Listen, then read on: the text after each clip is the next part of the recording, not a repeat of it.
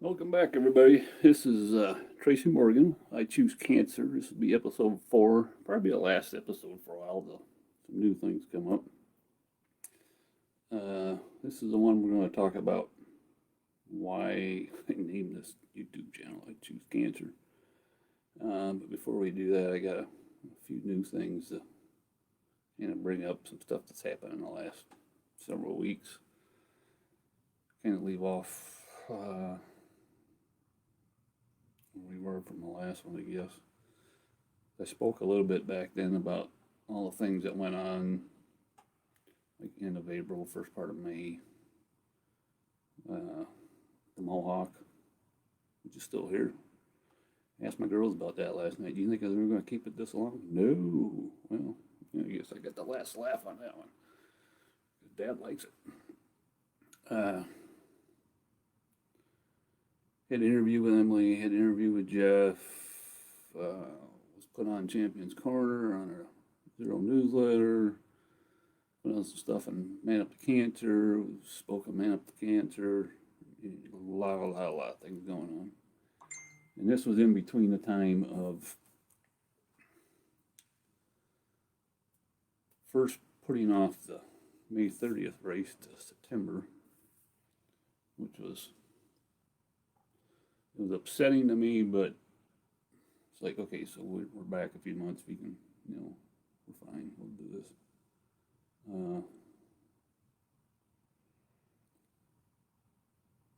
Kind of, had all them things going. Was at a big high, and then all that kind of let off, and then we found out that we weren't doing a run this year. We were doing virtual. And as a matter of fact, it's been announced that all events for Zero this year are going virtual. They had their first one yesterday in DC and Salt Lake City, and it actually was a pretty good event. Still not, the in-person thing. So once I found out we weren't doing anything at all, very hard hit.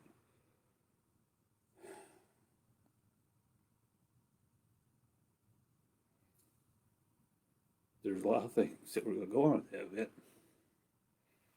First off, if it would have been May 30th, like the original thing was, that was shortly after my 1 year, 1 year from diagnosis. I made it through my first year. Had lots of family and friends coming to it, to kind of cheer me through it. Supposed to be the speaker, the mission speaker at it, so I get to tell the whole crowd about this story. And that all went away. And took me, I had several bad days after that. Excuse me. It'd come and go. I'd go for a week or so and be all right, and then be down here in my office working and just have a meltdown. It was tough. It was going to be a celebration for me. Problem was with this is it's all about me. I was saying, I'm not going to get to do this. I'm not going to get to do that. It was I, and me, and as you guys know, that's not the way God wants you to be.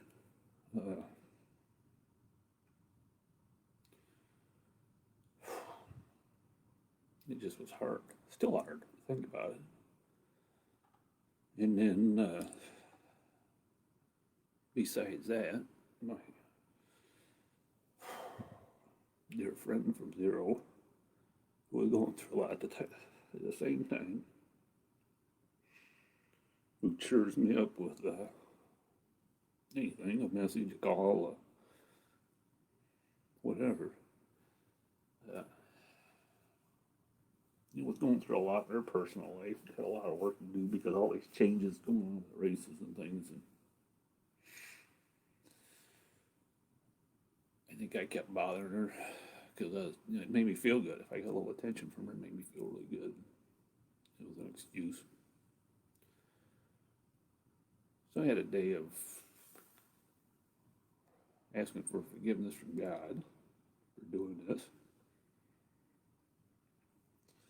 I kind of asked, apologized to her that I thought this was what I was doing, and I was. So it was kind of a humbling experience.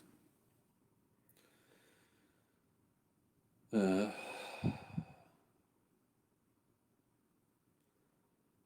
just don't know what else to say about that, but it was tough. When this maybe a week ago, all this stuff kind of faced up. So I think I'm past it. I think God got me focused again. I need to get out and put out the message. One thing that kind of helped me, one of my nieces got a hold of me, messaged me. I think she needed, somebody to talk to, somebody to lean on for a little bit, and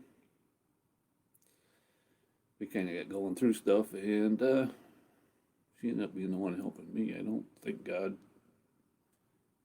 had her message me for her. I think he had her do it for me.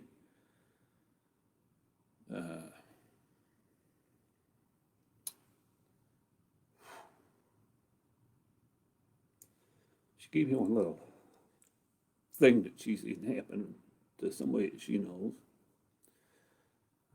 Gal's got a husband that's dealing with cancer, same as me. And it's kind of just living for the end, Life was over, I got cancer, I'm going to die. Wasn't living his life. And she told her about, me and what I've done and gone through, and he's living his life again because of that.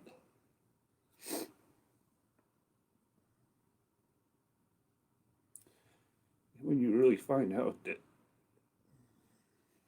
in some way that you've helped somebody and to get through stuff, it's a big load. I mean, it's something you can't take lightly. You're like, oh my God, this guy could have just sat around and faded away, and now maybe he's got some life to live for a while. I pray that he does. That kind of told me, get off your pity party and get back to what you're supposed to be doing, which is this, and helping fundraise for Zero, and maybe hopefully eventually doing some group talks to men or church groups or whatever about this whole thing. So that's kind of where we're at with that. So it's an amazing journey, I can tell you that. And sometimes it slaps you up alongside the head when you need it, which I needed it.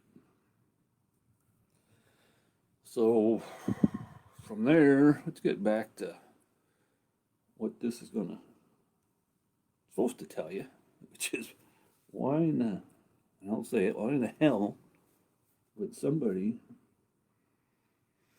say, I choose cancer? I don't think there's probably many people, men, women, with cancer. Even after I explain it, I'm not sure that I understand my reasoning for it, but I hope they do. So this kind of happened back in that time frame of all the neat, cool things going on, and we got through that, and for some reason, in the one morning, I got up and this question kind of came to me. It's like, if you could go all the way back to the day of diagnosis, May 3rd, 2019, and God said, all right, here you go. You go in and get your MRI, find out what's going on with your back. And you've got two choices. And one choice is it's a back issue, a disc or whatever it would have been. You can go through surgery or whatever it's going to take to fix that back issue. Or knowing what you know now, you're into this, saying choose to have the diagnosis I got, which is, hey, you got prostate cancer and spread to your bones. Kind of asked myself, you can go back and forth on that, and I said, well, I guess that ain't that hard of a question. I'll choose cancer. And everybody's going to go, okay, you've done lost your last screw. You need to go see somebody. And let me explain why I say that. Life was going on before cancer. I was 58, working pretty good hours. Not a lot of hours, depending on what time of year my job is. I get some busy times and slower times, but it was all about working, and we had family time, and we just kind of stuck in that ditch. We just live life, and you're going through it, and not much is changing, and you take a lot for stuff for granted. So you get this diagnosis, and the first few days were sure hell. And then I see my doctor, and he goes, I want you to go see a urologist up at Advanced Urology in Joliet. He goes, that's where I would send my dad to in this situation. And Beth and I were like, okay, that's words we want to hear. Words that God knew we needed to hear. And, he had me in the next day. Get there, meet my urologist. All business guy, love him to death. And he looks at everything. He says, yeah, you've got cancer. Did a DRE on me and looked at all my stuff, and he goes, there's no doubt you got prostate cancer. And at that time, I was still having that, terrible lower back pain, and he went over and got the oncologist and brought him over, and he looked at it and said, yeah, we need to get on this right away.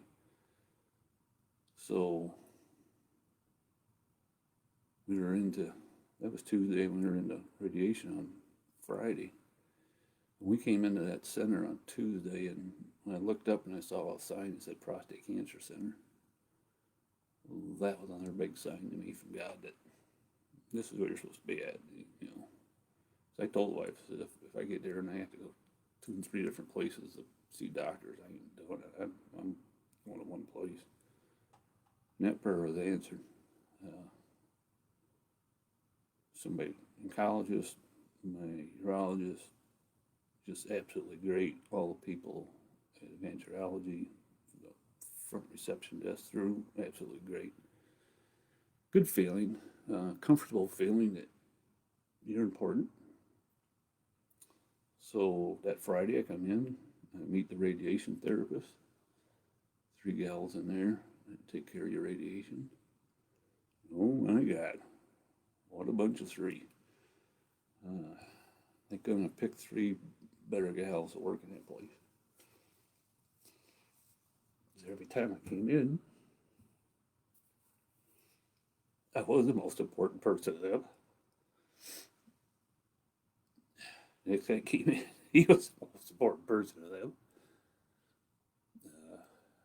You got hugs from them and smiles, and you feel like, wow, This is gonna be so bad.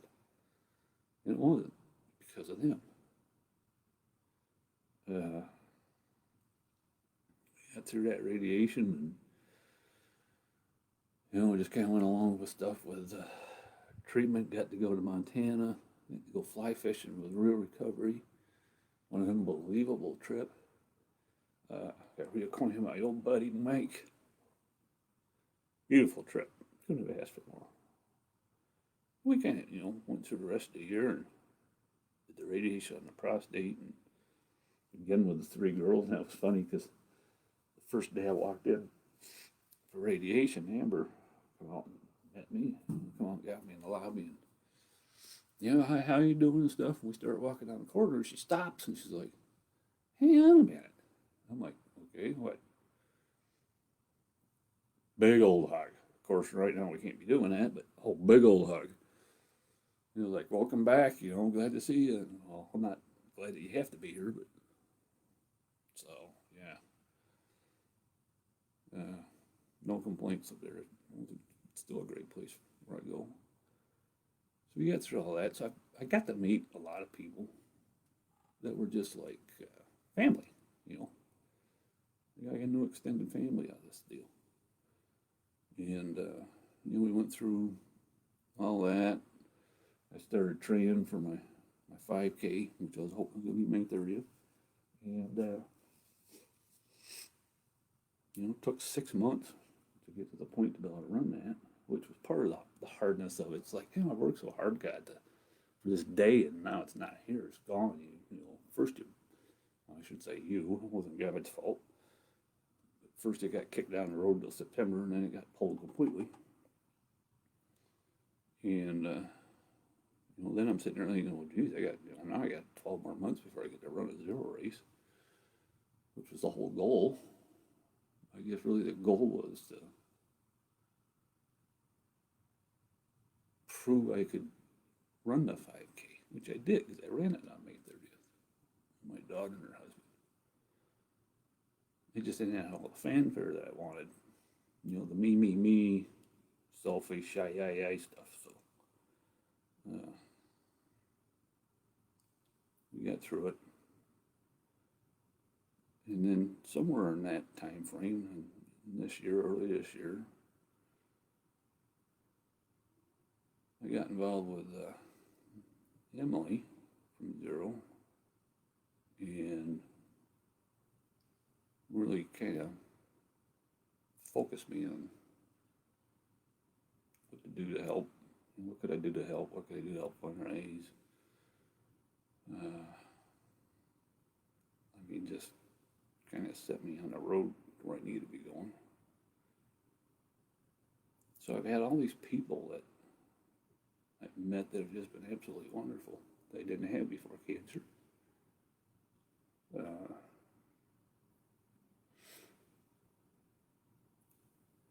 Pat Scheffler, who got me through January. Probably wouldn't have run a 5K in May 30th if it wasn't for Pat in his group. Of course, Emily, and then I'm in Zero's support network, and I've also joined Man Up to Cancer, which is a men's cancer group of all types of cancer that is phenomenal. It's a place where a guy can go and talk to guys and not have to worry about things. And I can't tell you how many friends I got in that group. Unbelievable number of guys.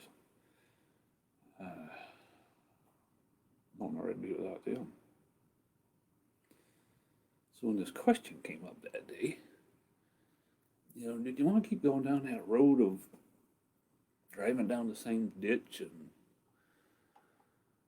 did you want to take a different path? Well, my life changed.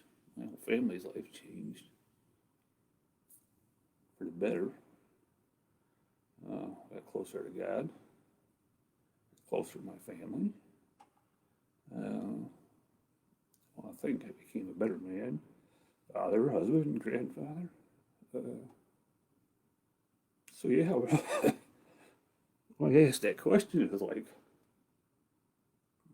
the hell want I go down this path again? It's improved my life tremendously. Yeah, I got stage 4 prostate cancer, bone mets.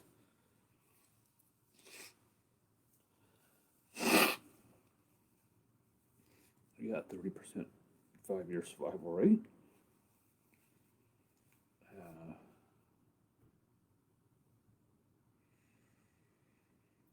Even if I make it through the 5 years, I'm sure there's going to be some point that this is not going to be good.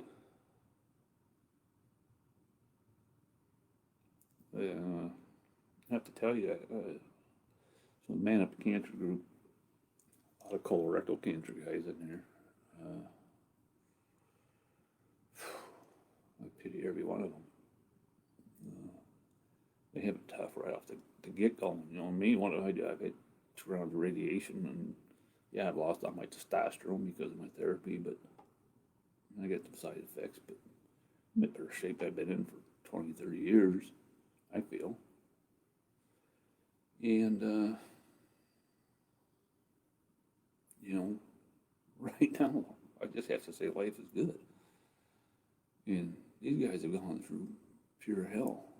And I know guys in there that are going through radiation for brain cancer and stuff. My God, the fight these guys go through with chemo, and I think,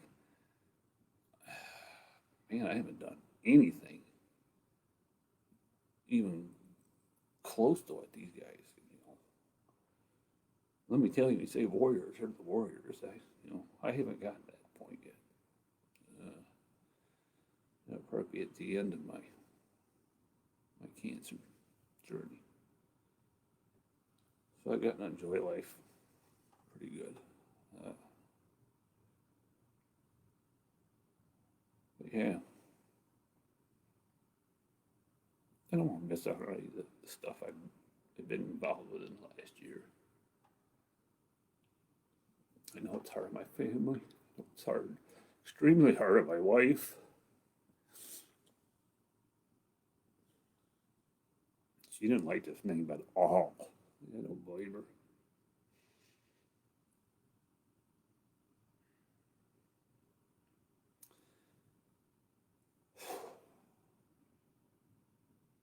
But it is what it is. I think we've gotten a lot closer. Last year, 39 years we've been married this year, so you kind of get stuck in a rut, I guess. I think we're pulling out of that rut. So I don't know if you guys are understanding this or not. No. That's my reason. That's why I said I choose cancer. Never would have met all these incredibly great people. Other people with cancer, or people that have been cured for cancer, or are in remission, or doctors and nurses and therapists and people from zero. Oh my gosh.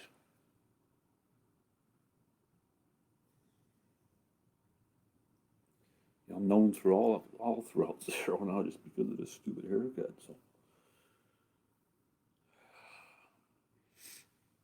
I don't think I'm keeping it. I'll just let you know that. So I'm sure I've got a lot of people in town and friends that go, he had lost his marbles, but oh well, it's my life. So we're about 30-minute mark. I'm gonna go ahead and wrap this up. I hope you guys kind of can understand my view on this.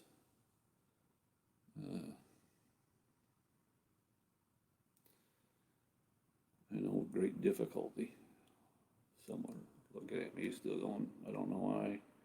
My wife's kind of gotten past it. I'm sure she still doesn't like the name. But there's a reason for the name.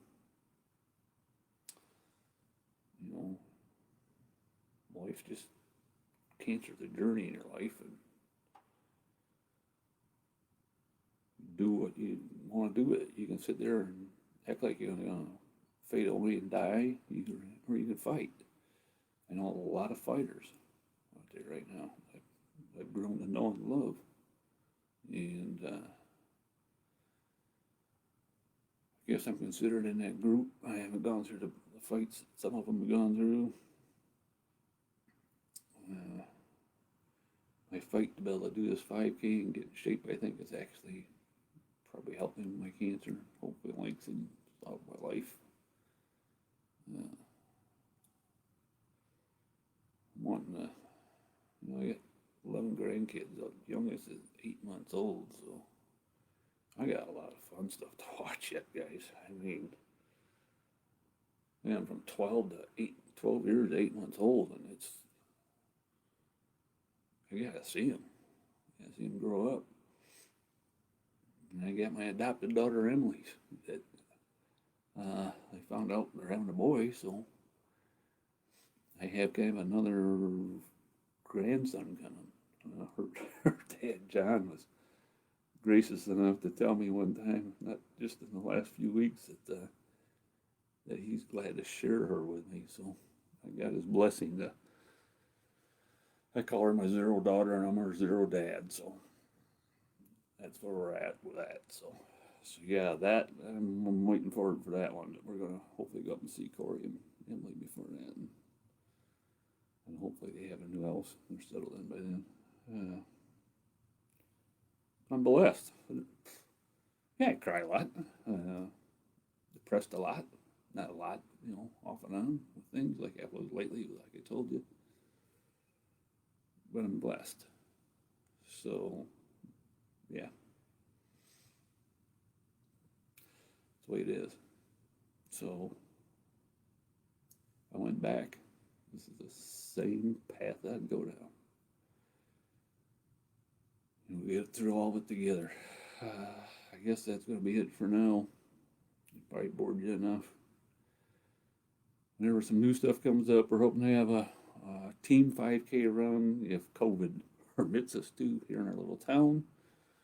Get that group that was going to be together at the 05K, which will be kind of like a family reunion, some local friends, and a cookout, and run a little 5K in our town, and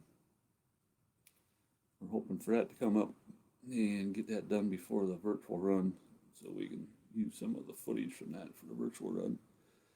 So I got a lot of things to look forward to. When we get past that, we'll give you another episode and tell you how that zoo went with all the grandkids and nieces and nephews and their kids and their grandkids, and it'll be a zoo. I'm sure our little town won't be the same after that happens.